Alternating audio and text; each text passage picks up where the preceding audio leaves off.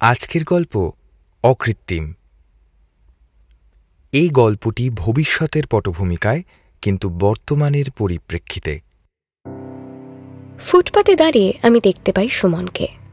সে তার 100 তলার ফ্ল্যাট থেকে নিচে গ্রাউন্ড ফ্লোরে আসার জন্য লিফটে চাপে। জানি 10 সেকেন্ড লাগবে নিচে আসতে। ওই এসে গেছে। গেটের সামনে আসতেই সে আইরিস স্ক্যানার দিয়ে নিজেকে আইডেন্টিফাই করায় এবং তাতে অ্যাপার্টমেন্টের গেট খুলে যায়। সুমন এবার বাইরে আসে। ওই তো এবার ফুটপাতে এসেছে, চলমান ফুটপাত। সেখানে বসার জায়গা রয়েছে। সুমন সব সময়ের মতো একটা টেবিলের সামনে চেয়ারে বসে। উল্টো দিকের চেয়ারটা খালি। জানি সেই চেয়ারটা আমারই জন্য। আমার কাছে যখন সে তার টেবিল চেয়ার সমেত পৌঁছায়, আমাকে দেখতে পেয়ে সে তার চিরপরিচিত স্মাইলটা দেয়। আমি চেয়ারে বসে বলি, good morning Suman. Good morning Nancy. Suman ভারতীয়, আমি আমেরিকান, কিন্তু তাতে আমাদের মধ্যে কোনো সমস্যাই নেই। আমরা দুজনেই একে অপরকে খুব ভালোবাসি। যত সময় গেছে সম্পর্ক ততই গভীর হয়েছে। সুমন, ফ্লাইং ট্যাক্সি স্ট্যান্ড অবধি যেতে 5 মিনিট লাগবে। ততক্ষণে আমি ক্লায়েন্টের জন্য 500 পাতার রিপোর্টটা বানিয়ে ফেলি। আমি জানি ওটা বানাতে তোমার 3 মিনিট লাগবে।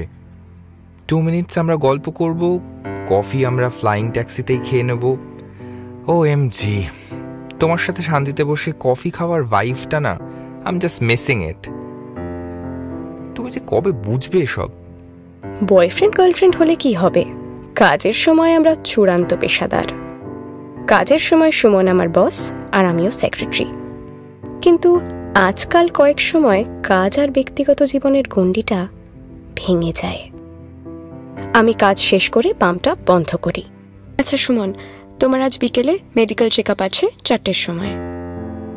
কিন্তু 4:30-তে তো আবার মিটিং আছে। 4টের স্লটে মেড স্ক্যান বুক করা আছে, 3 মিনিট লাগবে। আর রিপোর্ট জেনারেট হতে আরও 2 মিনিট। প্রেসক্রিপশন ট্রান্সমিটেড হবে আরও 3 minute. 3 minute? It's a lot of time. আগে তো 10 মিনিট লাগতো, আর এক সময় ছিল লোকে ডাক্তারের চেম্বারে লাইন দিত। চলো, এসে গেছি। দুজনে ফুটপাথ থেকে নেমে ফ্লাইং ট্যাক্সিতে উঠি। সেলফ ড্রাইভিং কার, কিন্তু আমার গাড়ি চালাতে ভালো লাগে, তাই আমি ড্রাইভারের সিটে বসি। সুমন বসে আমার পাশে। আমি তাকে বলি, তোমার কফি রাখা আছে, এনজয় করো। 30 মিনিট লাগবে। এত সময় লাগবে? Just 100 kilometre. চিন্তা করো না, এটা 20 মিনিটে আমি নামিয়ে আনবো। বুঝতে পারি সুমন আজ মেড স্ক্যান নিয়ে চিন্তায় আছে, তাই আমি গাড়িটা অটো পাইলটিংয়ে দিই। ওর মাথায় হাত বুলিয়ে দিতে দিতে কপালে একটা চুমু দিয়ে বলি, একটু চোখ বুঝে রিল্যাক্স করো তো। তোমার এখনো 40 বছর এস্টিমেটেড লাইফ বাকি। হ্যাঁ, তো চিন্তা করো না। দেখো আজকের রিপোর্টটা কি বলে। মিটিং সেরে হেলথ চেক আপ করিয়ে সুমন খুশি মনে med check up and life expectancy estimate centre থেকে আমার হাত ধরেই বেরোয়। আমিও খুব খুশি। আমি বলি, I am so happy Suman, তোমার লাইফ স্প্যান 5 বছর বেড়ে গেছে। Thanks to you. চলো আজকে ওয়াকিং লেন ধরি, for just some change, fresh air. চলতে চলতে তার খুশি ভরা মুখে আমি দেখতে থাকি, কিন্তু হঠাৎ তার মুখে ফুটে ওঠে আতঙ্ক। তার দৃষ্টি অনুসরণ করে দেখে আমিও ভয়ে স্থির হয়ে যাই। একটা গাড়ি অত্যন্ত দ্রুত গতিতে নিয়ন্ত্রণ হারিয়ে আমাদের দিকে ছুটে আসছে। সুমন আমাকে ঠেলে দিতেই আমি চকিতে সরে যাই, কিন্তু সুমন আমাকে আড়াল করার জন্য গাড়ির সামনে পড়ে ধাক্কা খেয়ে ছিটকে যায়।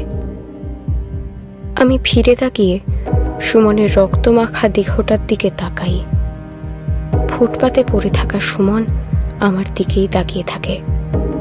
চিরতরে বন্ধ হওয়ার আগে তার চোখ দিয়ে 2 ফোঁটা জল গড়িয়ে পড়ে। খুব কষ্ট হয় আমার, কাঁদতেও ইচ্ছে হয়, কিন্তু আমার চোখ থেকে যে 1 ফোঁটা জলও বেরোবার উপায় নেই। এখনো আমার অ্যালগোরিদমে চোখের জলের কোডিং করা হয়নি। $1 বিলিয়ন খরচা হয়ে গেছে, কিন্তু সফল হয়নি। কোনোদিন হবে কিনা তারও ঠিক নেই। কি আর করি, আমি আমার সিস্টেম রিবুট করা শুরু করি। Shutting down systems.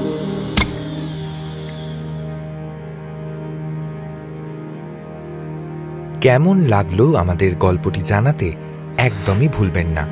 ভালো লাগলে ছড়িয়ে দিন বন্ধু বান্ধবদের মধ্যে এবং সাবস্ক্রাইব করতে কিন্তু একদমই ভুলবেন না।